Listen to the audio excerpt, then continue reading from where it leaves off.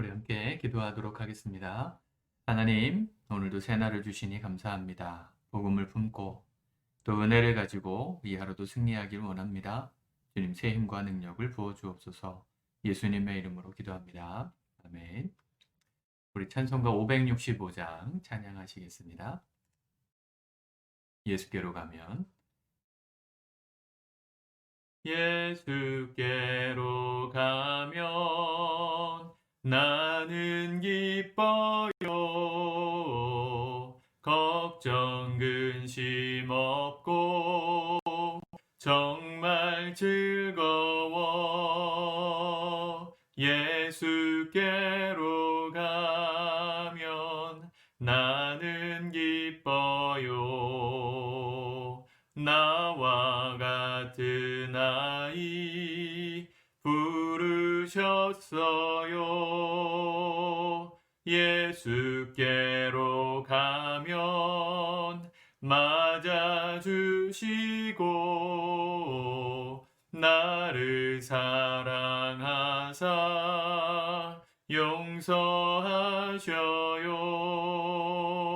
예수께로 가면 나는 기뻐요. 나와 같은 아이 부르셨어요. 예수께로 가면 손을 붙잡고 어디서나 나를 인도하셔요. 예수께로 가면 나는 기뻐요. 나와 같은 아이 부르셨어요. 아멘. 우리 하나님 말씀 사무엘하 11장의 말씀을 같이 보도록 하겠습니다. 사무엘하 11장의 말씀입니다. 같이 한 목소리로 합독하도록 합시다. 시작. 그 해가 돌아와 왕들이 출전할 때가 되매 다윗이 요압과 그에게 있는 그의 부하들과 온 이스라엘 군대를 보내니 그들이 모압 자손을 멸하고 랍바를 애워쌌고 다윗은 예루살렘에 그대로 있더라. 저녁 때에 다윗이 그의 침상에서 일어나 왕궁 옥상에서 거닐다가 그곳에서 보니 한 여인이 목욕을 하는데 심히 아름다워 보이는지라. 다윗이 사람을 보내 그 여인을 알아보게 하였더니 그가 아뢰되 그는 엘리암의 딸이요 햇사람 우리아의 아내 바세바가 아니니까 하니 다윗이 전령을 보내어 그 여자를 자기에게로 데려오게 하고 그 여자가 그 부정함을 깨끗하게 하였으므로 더불어 동침하매 그 여자가 자기 집으로 돌아가니라. 그 여인이 임신함에 사람을 보내 다윗에게 말하여 이르되 내가 임신하였나이다 하니라. 다윗이 요압에게 기별하여 햇사람 우리아를 내게 보내라 하매 요압이 우리아를 다윗에게로 보내니 우리아가 다윗에게 이르되 이름에 다윗이 요압의 안부와 군사의 안부와 싸움이 어떠했는지를 묻고 또 그가 또 우리아에게 이르되 내 집으로 내려가서 발을 씻으라 하니 우리아가 왕궁에서 나가매 왕의 음식물이 뒤따라가니라. 그러나 우리아는 집으로 내려가지 아니하고 왕궁 문에서 그의 주의 모든 부하들과 더불어 잔지라. 어떤 사람이 다윗에게 아뢰되 우리아가 그의 집으로 내려가지 아니하였나이다. 다윗이 우리아에게 이르되 내가 길 갔다가 돌아온 것이 아니냐 어찌하여 내 집으로 내려가지 아니하였느냐 하니 우리아가 다윗에게 아뢰되 언약궤와 이스라엘과 유다가 야영 중에 있고 내 주 요압과 내 왕의 부하들이 바깥들에 진치고 있거늘 내가 어찌 내 집으로 가서 먹고 마시고 내 처와 같이 자리이까. 내가 이 일을 행하지 아니하기로 왕의 살아계심과 왕의 혼의 살아계심을 두고 맹세하나이다 하니라. 다윗이 우리아에게 이르되 오늘도 여기 있으라. 내일은 내가 너를 보내리라. 우리아가 그날에 예루살렘에 머무니라. 이튿날 다윗이 그를 불러서 그로 그 앞에서 먹고 마시고 취하게 하니 저녁 때에 그가 나가서 그의 주의 부하들과 더불어 침상에 눕고 그의 집으로 내려가지 아니하니라. 아침이 되매 다윗이 편지를 써서 우리아의 손에 들려 요압에게 보내니 그 편지에 써서 이르기를 너희가 우리아를 맹렬한 싸움에 앞세워 두고 너희는 뒤로 물러가서 그로 맞아 죽게 하라 하였더라. 요압이 그 성을 살펴 용사들이 있는 것을 아는 그곳에 우리아를 두니 그 성 사람들이 나와서 요압과 더불어 싸울 때에 다윗의 부하 중 몇 사람이 엎드러지고 햇사람 우리아도 죽으니라. 요압이 사람을 보내 그 전쟁의 모든 일을 다윗에게 보고할세 그 전령에게 명령하여 이르되 전쟁의 모든 일을 내가 왕께 보고하기를 마친 후에 혹시 왕이 노하여 내게 말씀하기를 너희가 어찌하여 성에 그처럼 가까이 가서 싸웠느냐 그들이 성 위에서 쏠 줄을 알지 못하였느냐 여룻베셋의 아들 아비멜렉을 쳐 죽인 자가 누구냐 여인 하나가 성에서 맷돌 윗짝을 그 위에 던짐에 그가 데베스에서 죽지 아니하였느냐 어찌하여 성에 가까이 갔더냐 하시거든 내가 말하기를 왕의 종 햇사람 우리아도 죽었나이다 하라. 전령이 가서 다윗에게 이르되 요압이 그를 보낸 모든 일을 다윗에게 아뢰어 이르되 그 사람들이 우리보다 우세하여 우리를 향하여 둘러 나오므로 우리가 그들을 쳐서 성문 어귀까지 미쳤더니 활 쏘는 자들이 성 위에서 왕의 부하들을 향하여 쏘매 왕의 부하 중 몇 사람이 죽고 왕의 종 햇사람 우리아도 죽었나이다 하니 다윗이 전령에게 이르되 너는 요압에게 이같이 말하기를 이 일로 걱정하지 말라 칼은 이 사람이나 저 사람이나 삼키느니라 그 성을 향하여 더욱 힘써 싸워 함락시키라 하여 너는 그를 담대하게 하라 하니라. 우리아의 아내는 그 남편 우리아가 죽었음을 듣고 그의 남편을 위하여 소리내어 우니라. 그 장례를 마침에 다윗이 사람을 보내 그를 왕궁으로 데려오니 그가 그의 아내가 되어 그에게 아들을 낳으니라. 다윗이 행한 그 일이 여호와 보시기에 악하였더라. 아멘. 오늘 우리가 잘 아는 말씀이 기록되어져 있습니다. 오늘 다윗이 우리아의 아내였던 바세바를 취하고 자신의 아내로 삼는 에피소드가 기록되어져 있죠. 어제 우리가 말씀 사무엘하 10장에서 보았지만 지금 전투 상황이었습니다. 요압 장군이 이끄는 이스라엘 군대와 이 암몬 자손을 비롯한 아람 사람들과 더불어서 연합군의 싸움이 있었습니다. 승승장구하고 있었는데 오늘 1절의 말씀에 보면 왕들이 출전할 때가 되매 그 해가 돌아와 왕들이 출전할 때가 되었다. 왕들이 출전할 때가 되었다는 건 뭡니까? 왕은 원래 전쟁을 이끄는 주요 장수 중에 한 사람이죠. 좋은 왕들은 그랬습니다. 근데 다윗이 그 현장에 가서 사기를 북돋고 전투를 지휘할 때가 되었는데 다윗이 어떻게 했습니까? 요압과 그에게 있는 그의 부하들과 온 이스라엘 군대를 보내고 본인은 어떻게 했어요? 예루살렘에 그대로 있었다. 이렇게 얘기했습니다. 다윗이 전장에 있었다면 오늘 일은 일어나지 않았을 것입니다. 편안한 왕궁 예루살렘에 머물러 있었기 때문에 그에게 이런 유혹이 찾아왔고 또 그와 같은 유혹들로 인하여서 악을 행하는 불행한 일이 벌어졌던 것이죠. 내용이야 우리가 너무너무 잘 아는 말씀이지 않습니까? 그죠? 우리아의 아내였던 바세바가 목욕하는 모습을 보고 불러서 동침을 하고 아이가 생긴 것을 알게 됩니다.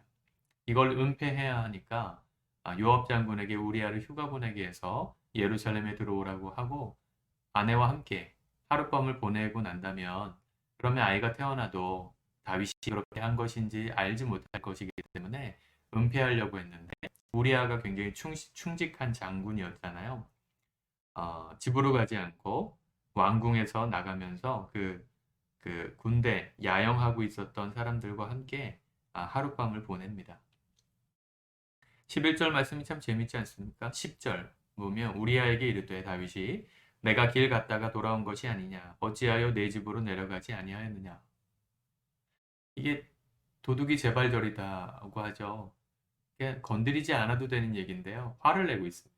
휴가까지 보내는데 왜 너는 아내와 동침하지 않느냐? 노골적으로 물어봅니다. 이 사람이 뭔가 마음에 걸리는 게 있으면 이렇게 먼저 말하게 돼 있어요. 사실은 거짓은 숨길 수가 없다는 것을 알 수 있죠. 우리아는 11절에 뭐라고 고백합니까? 내 전우들이 저렇게 바깥에서 진치고 있는데 내가 어떻게 집으로 가서 먹고 마시고 내 차와 함께 자리일까? 지금 이렇게 한 사람이 누구죠? 집에서 예루살렘 왕궁에서 먹고 마시면서 남의 여자와 통관한 이 일을 누가 했어요? 다윗이 그렇게 했잖아요. 우리아는 어떻게 그렇게 할 수 있겠냐고 상식적인 수준에서 묻고 있습니다. 죄를 범하면요. 죄가 우리를 그렇게 어둡게, 눈을 어둡게 만들어요. 상식적인 이야기가 상식처럼 들리지 않는 것입니다. 이게 죄의 아주 무서운 속성이죠. 죄에 빠져들어서 그 유혹에 넘어가면 상식적인 이야기조차 들리지 않는 것입니다. 당연히 우리가 도덕적으로 뭐가 죄고 뭐가 선이고 뭐가 악이다 분별할 수 있거든요. 정상적인 사람이라면. 근데 죄의 유혹에 딱 빠지면요. 상식적인 수준의 사고가 일어나지 않습니다. 여러분 뭐 중독이라는 게 다 그렇죠. 성중독, 도박 중독, 뭐 게임 중독, 뭐 이런 중독이라는 건 마약 중독이라는 것에 걸리면요. 그렇게 하면 안 된다는 상식적인 수준의 도덕성조차 붕괴되어 버려요. 그래서 중독에 빠져 있는 사람한테 왜 그렇게 자꾸 하느냐, 그러지 말아라 말해봐야 들리지 않습니다. 왜요? 죄에 빠져서 상식적인 판단을 못하는 사람이 됐기 때문이에요. 굉장히 무서운 얘기죠. 그게 남의 이야기면 다행일 수도 있지만 나의 이야기라면 정말 심각하고 무서운 것 아니겠습니까? 다윗이 그렇게 상식 이하의 수준에 머무르면서 모든 행동을 계속해서 합니다. 아내와 동침하지 않으니까 요압에게 편지를 써서 우리아를 보내죠. 뭐라고 보냈습니까? 15절에 우리아를 맹렬한 싸움에 앞세워두고 너희는 뒤로 물러가서 그로 맞아 죽게 해라. 우리아를 총알바지가 되게 해라. 그리고 죽여라. 요압이 편지를 받았을 때 무슨 마음이 들었을까요? 왕이시니까 무슨 생각이 있었겠지. 뭐 예루살렘에서 우리아가 왕에게 정말 밉보이는 실수를 했나 보다. 여러 가지 이유들을 생각했겠지만 사실은 우리아 같은 이 충직한 장수를 총알바지 삼으라는 것 자체가 이해할 수 없는 판단인데 다윗이 그렇게 지시했다는 것이죠. 이 죄의 무서움입니다. 여러분.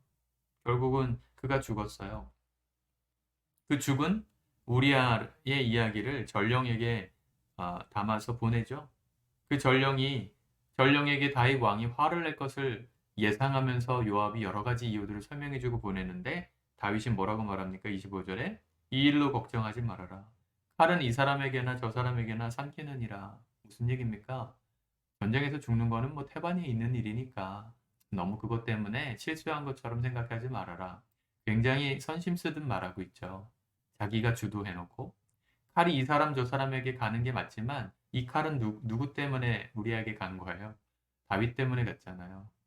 근데 겉으로는 굉장히 배포 있고 굉장히 너그러운 척하고 있습니다. 또 27절에 보면 장례를 마칠 때까지 기다렸다가 그 바세바를 왕궁으로 들여요. 누가 봐도 선을 베푼 겁니다. 왜요? 그 당시 여인들은요, 이 과부가 되면 경제적으로 먹고 살 길이 막막했거든요. 아무것도 뭐 직업을 가질 수도 없었고요. 뭐 경제 활동 자체가 불가능했던 시대이기 때문에 이 우리아 남편이 죽은 이 바세바 여인을 왕궁으로 들여서 자신의 처로 삼는다는 건 굉장한 영광이죠. 호의를 베푼 것이죠. 겉으로 봤을 때. 다윗이 얼마나 인간적인 수준에서는 굉장히 지혜롭게 행하는 것 같지만 전후 맥락을 살펴보면 굉장히 상식 이하의 판단을 하고 있는 것을 알 수 있습니다. 사람은 다윗을 관대하고 너그러운 왕이다 생각했을지 모르지만 하나님은 어떻게 판단하셨습니까? 27절에 다윗이 행한 그 일이 여호와 보시기에 악하였더라. 저는 이 모든 이야기를 읽을 때 27절 말씀이 제일 마음에 와닿았어요. 아무리 사람들이 옳다 말하고 그럴듯해 보이고 괜찮다고 말해도요. 하나님 보시기에 악하면 악한 겁니다. 우리에게 이런 기준이 있기를 축복합니다. 하나님이 아니라 그러면 아닌 겁니다. 이거에 대해서 타협점이 생기고 의문점이 생긴다면 정말 믿음을 돌아보셔야 돼요. 내가 하나님 믿는 사람 맞나? 하나님이 선하다는 것을 선하게 여기고 악하다고 생각하는 걸 정말 악으로 여기고 피하고 있나? 아니면 그 하나님의 악이라고 말씀하시는 것조차 상식 이하의 수준에서 내가 합리화시키고 있나? 사실은 회개는 누가 하냐면요. 이 기준이 분명한 사람이 하는 겁니다. 이 기준에 대해서 분명하게 동의가 될 때 회개가 나오는 거예요. 왜 내 삶이 죄인입니까? 사람들에게 전도할 때 제일 받아들이기 어려운 부분이 당신은 죄인입니다. 라는 부분이잖아요. 내가 왜 죄인이에요? 내가 누구 물건 훔친 것도 없고, 죽인 것도 없고, 나쁘게 한 게 없고, 준법 다 지켰는데, 법도 다 지켰는데, 왜 내가 죄인입니까? 사람들이 볼 땐 괜찮아 보일 수 있지만, 누가 보실 때 악하다는 거예요. 하나님 보실 때 아깝기 때문에 죄인인 것이죠. 이 전제점이 없다면 우리는 하나님을 믿을 이유가 없습니다. 정말 불행한 것이죠. 사랑하는 성도 여러분, 오늘 우리의 삶에 이런 다윗의 과오가 반복되지 않도록 늘 깨어 있기를 바랍니다. 우리가 영적인 전쟁터 한가운데서 살아간다. 영적인 전장 한가운데서 긴장하고 늘 깨어 있으면서 살아가는 사람은요, 이런 죄의 유혹이 와도 이길 수 있지만 다윗처럼 우리 인생이 안락해지고 예루살렘 성전에 있는 것처럼 왕궁에서 사는 것처럼 편안해지면 죄의 유혹이 우리에게 찾아옵니다. 힘들어서 죄를 찾는 경우도 물론 있겠지만 대부분의 경우는 내가 살만하니까 죄를 따라가는 거예요. 인간이 참 죄인이죠. 모든 걸 다 갖추었던 에덴 동산에서 인간이 타락합니다. 참 아이러니잖아요, 여러분. 다 누릴 수 있었는데 그 한 가지 못 누리는 것 때문에 죄를 진다는 거 이해가 되세요? 어떤 사람들은 경제 형편이 좀 나아지고 내 삶이 좀 나아지면 신앙생활 잘할 수 있다라고 말해요. 근데 정말 그럴까요? 그런 게 다 좋아지면 내가 거룩해지는 걸까요? 인간이 안 그래요. 다 갖추면 갖출수록 죄를 향해서 가게 돼 있습니다.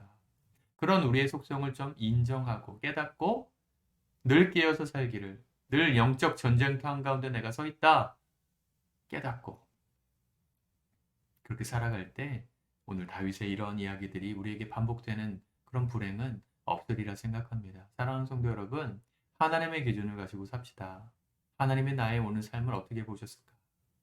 여러 가지 나에겐 이유가 있어요. 이렇게 살 수밖에 없는, 이렇게 행동할 수밖에 없었던, 이렇게 생각하고 이렇게 느낄 수밖에 없었던 타당한 이유들이 있을지라도 하나님은 그런 나를 어떻게 보셨을까 생각하면서 깨어있을 때 우리가 다윗 같은 상식 이하의 수준을 벗어날 수 있지 않겠습니까? 바라기는 오늘 우리 성도님들의 삶에 깨어있는 은혜가 있기를 축복합니다. 하나님께서 우리를 힘있게 하시는 그 축복을 계속해서 이어갈 수 있도록 우리의 삶을 오늘도 영적 전쟁터 한가운데 내어놓고 깨어있는 우리가 되기를 축복합니다. 기도하겠습니다. 하나님, 우리가 다윗의 이야기를 읽을 때 많은 생각을 하게 됩니다. 다윗처럼 신실했던 사람도 한순간 방심하는 그 순간 죄의 유혹에 빠지고 넘어져서 합리화하고 자기가 하나님보다 더 선한 것처럼 사람들 앞에 드러나고자 연기하는 그런 가면 쓴 신앙인으로 전락함을 보게 됩니다. 하나님, 두렵고 떨리는 마음으로 이 하루를 살아가게 도와주옵소서. 편안하고 안락한 궁에 살 때 내 인생이 행복하리라 생각하는 걸 내려놓고 오늘도 나의 영혼을 삼키기 위해 우는 사자처럼 달려오는 영적 마귀의 공격 앞에 늘 깨어서 영적 전쟁터 한가운데 서 있음을 인정하면서 하나님, 주를 의지하고 주만 바라보며 상식 이상의 수준으로 살아가는 축복된 인생들 되게 도와주옵소서. 예수님의 이름으로 기도합니다. 아멘. 승리하시길 축복합니다.